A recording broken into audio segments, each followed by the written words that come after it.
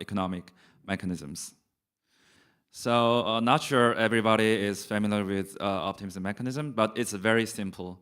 So in optimism mechanism, so in blockchain, the execution cost is much higher than normal system. So to calculate such values efficiently, there was optimistic mechanism proposed. So in this system, the proposer posts the value without any proof. And if the value is wrong, then any verifier can tackle it, like send challenge. And even if there was no proof, the smart contract can verify such challenge is valid or not. Then after that, if challenge is valid, then the proposer, the deposit is confiscated and this is sent to the honest verifier. So in this way, most of cases, proposers do not post a wrong or fraudulent value, and the blockchain can execute the systems efficiently. So, and this mechanism is widely applied in the roll-up systems. And this is very simple.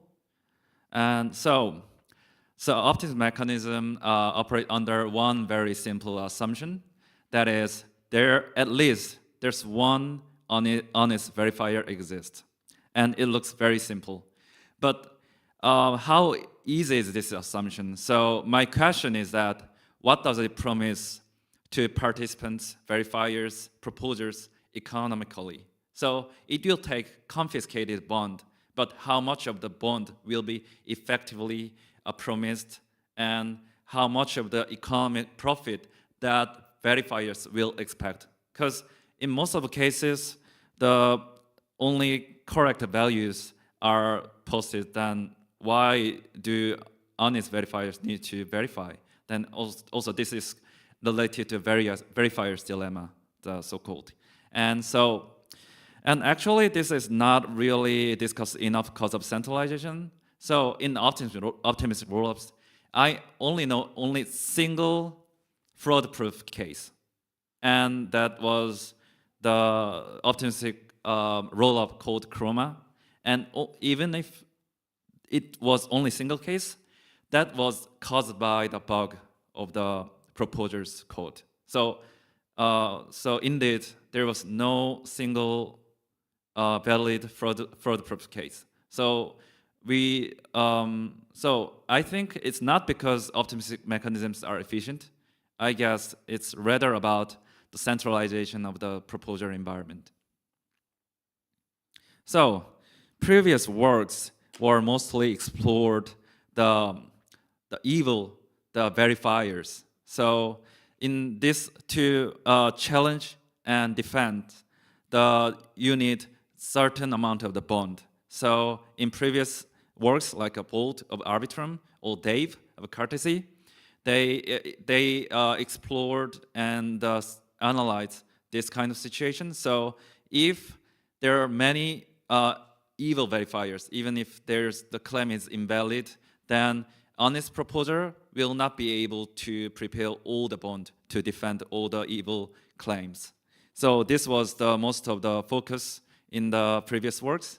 So my talk is about the based on different scenario. So it's about evil proposer. So it's very simple. Even if there's the evil proposer, there's the honest verifier. Honest verifier will take reward, and it will be wrong value will be challenged. But what if evil proposer can be evil verifier? This is decentralized environment. So even if like evil proposer posts a wrong value, and he can self-dispute, and he will get confiscated bond, and my money comes back to my wallet. Then it will say, oops, sorry. Yeah, then what is the point of this system? And so in this talk, this is just a simplest scenario, not the focus of the talk, but so in this talk you will learn about the worst, the proposer scenario, and also the incentive analysis based on it, and evaluation of the existing rollups based on it, and also mechanism direction for such rollups. So what is the worst proposer scenario? I just introduced the evil proposer can be the only like a evil verifier, but I'll assume there exist honest verifiers, but also oh, also there will be the evil proposer participating as civil verifiers. So what is the properties of this system? Sorry.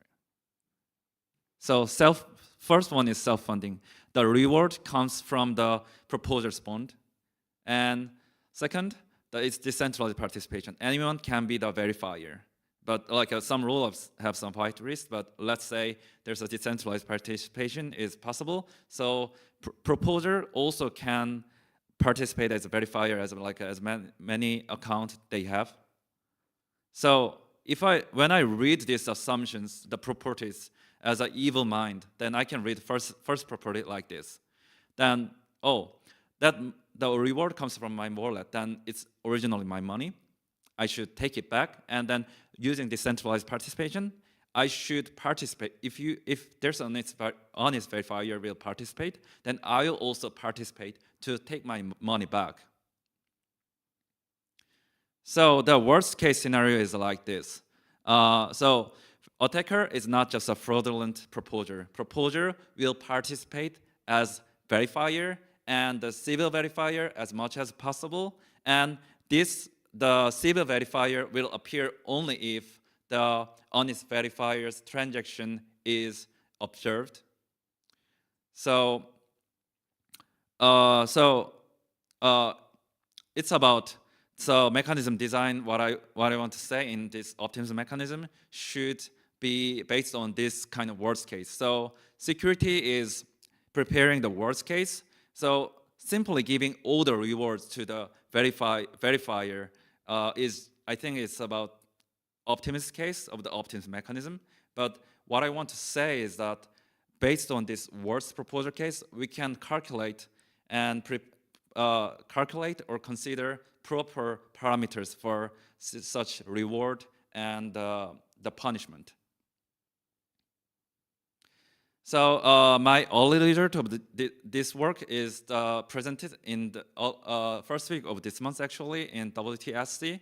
So my previous work says if the optimist mechanism is based on a fee or proposer ordering based, then this security doesn't work at all. Because imagine the second price auction to be the first challenger. Let's say if first challenger will take the reward from the bond, then there will be can be the competition to be the first challenger. Then if it's a second price auction, then the winning auction price will be exactly the reward of the optimistic the mechanism. Then honest verifiers will not have any motivation to join it. So the optimism mechanisms are very vulnerable for front running, and also if there's a competition to be a first challenger as like a fee competition, it doesn't work at all. And so assumption in this talk is the fair transaction ordering opportunity, and second is no whitelist of verifiers, and third is no trusted private mempool. If there's a trusted private mempool, then it will work. Here are two core questions in my research. So first one is how much of the deposit does the attacker should lose, and do honest verifiers have sufficient incentive to participate considering this scenario? So here are parameters to model. For the Q1 is the first one is deposit of the proposer, and second one is the reward fraction, and third is civil cost. And civil cost is actually can be considered very low because to challenge you need a bond, but bond doesn't mean exact cost, because after valid challenge, the civil challengers of the fraudulent proposers will make valid challenge. So if it's a valid challenge, the bond will returned. Then bond doesn't mean exact cost. So the attacker can just borrow the big amount of bond, but actually the challenge period is very short, like can be 1 day to like a week, then actually the lending cost is very small. And also I assumed the APR as a 5% for such bonding cost.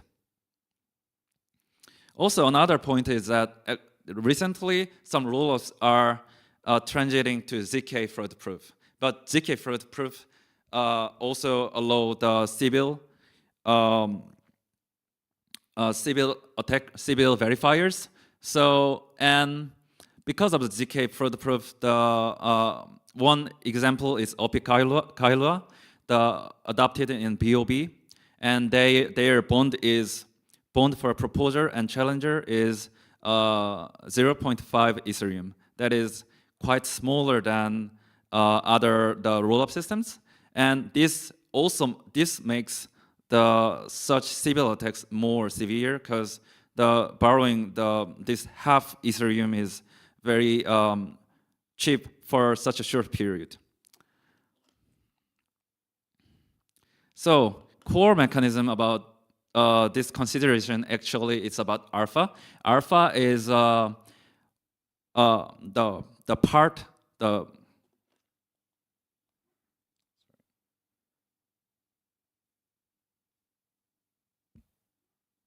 alpha is a reward fraction of the deposit. So if deposit is 10 Ethereum and alpha is the 0.3, then 3 Ethereum only will be sent to verifiers as a reward. And in Arbitrum Bold, only 1% is sent to verifier, and other OP system, 100% of the deposit will be sent to verifier. It's extremely different, and it will change the result. So if we increase the alpha, that's so more reward, that it means the more verifiers will participate economically, and attackers inject fake verifiers to capture reward also. And if we set alpha less than before, then the less reward to steal, even if there are more civil attackers. But the problem is that if reward is going down, then the honest verifiers will not appear. And this is the exact relationship I got from the modeling. And so the loss of the attacker in the equilibrium situation is such eta, and this is modeled as such formula. And with this analysis, I got this result. So in Arbitrum Bold, because of the only 1% of the confiscated bond is sent to the verifier, the 99%, most of the deposit is lost from the attacker. And in OP stack, only 3% is lost from attacker, and OP success light 11%, and OP Kailua 4.6. And another point is that in Arbitrum Bold, the bond is 3,600 Ethereum. Actually, it's really high, and I think it's actually big barrier for the decentralized verifier, the environment. And in OP stack, even if the maximal bond is 315, the only 3.1, so nearly like a 10 Ethereum will be lost from the attacker. And in OP Kailua, its bond is half Ethereum, so its loss is nearly negligible. And the analysis I performed is the collapse cost. So I calculated how much the civil verifiers will appear than the honest verifiers don't have any motivation to join the decentralized verifier ecosystem. So it's in bold, the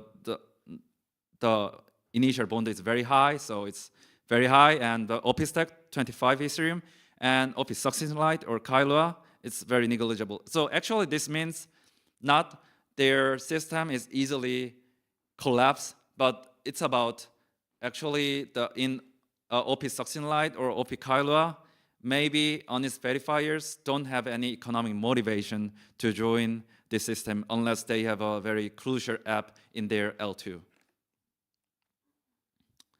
And so the board is very different. They set like a 99% of only 1% of the bond to be sent to honest verifier. But the problem is that where do 99% of the confiscated bond go? It goes to Arbitrum DAO.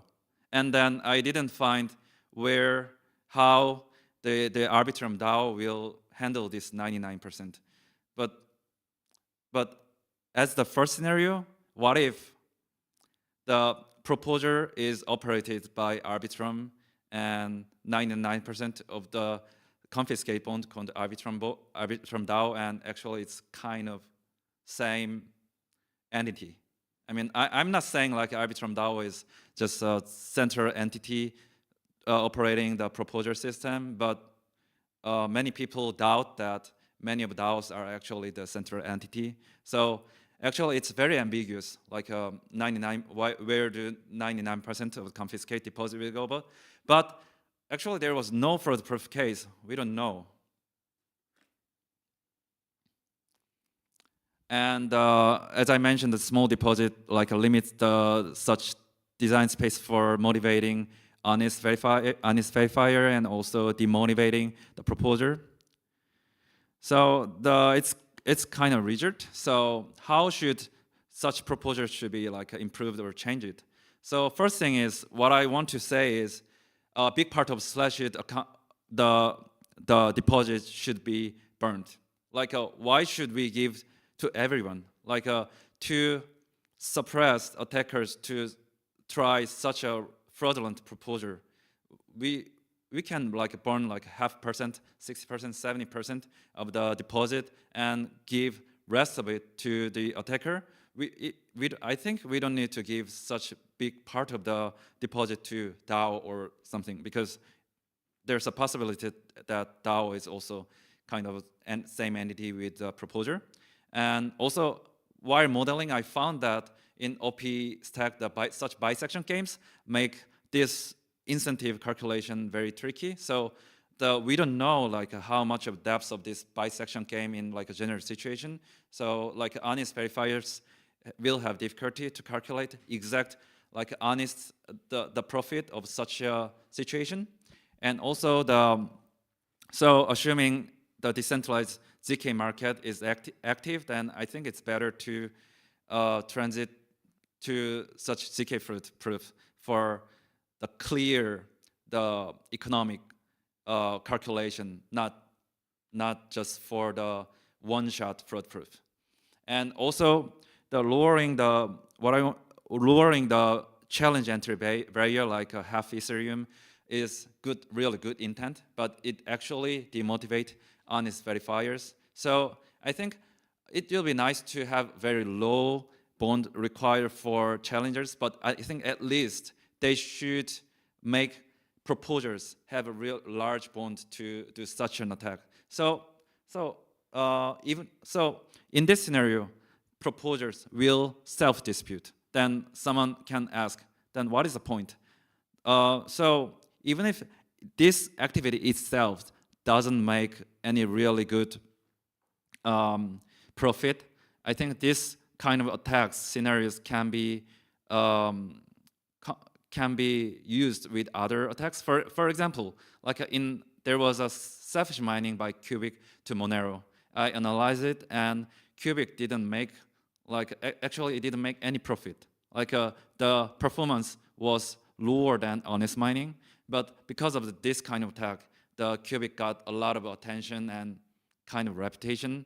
And so someone says actually it was modeled as a Goldfinger attack. So in this kind of situation, so for example, if it's a decentralized proposer environment, like in the market, like if it's an OP chain, then if I'm an attacker, I make short position to the OP coins and then make the fraudulent the state and self-dispute. And I think I can make more than such little losses in the market. Yeah, and that's all. And thank you for listening to my talk. Thank you so much. Do we have questions, comments from the audience? Maybe let me step in with a question first. So how do you see this being implemented in practice? Is this purely theoretical research, or do you see already implications on how this can be deployed? I think there really needs to the changes in implementation. I think the dispute mechanisms are, for example, bisection games are quite complicated for the most of the verifiers, and also, as I mentioned, there was no single real fraud proof case, so we really don't know what will happen if fraud proof, like the fraudulent, the state is proposed. So at least the parameters should be modified to restrict such a the evil proposal cases. Another thing is, the most urgent thing is that these mechanisms are really vulnerable again from the front running. So at least that should be changed, but actually it's a bit tricky. So my one assumption was the challenge opportunity based on fair ordering, but actually there's no fair ordering in Ethereum. It's usually fee-based, and some people can try the Flashbot Protect or some private pools, but you should know that if you can approach such private mempool, then attackers can approach private mempool. So yeah. Perfect. Any further research directions that you would want to explore based on the work that you've done? Yeah, I'm actually improving the modeling part of this work, so I'll be releasing the paper after some refinement. Yeah. Thank you so much. Very much looking forward to it. And with that, I would like to close the session before lunch. And thank you so much for your participation. Thank you. Thank you. We will reconvene in 1 hour, I guess. Yeah, 2 p.m. Thank you so much.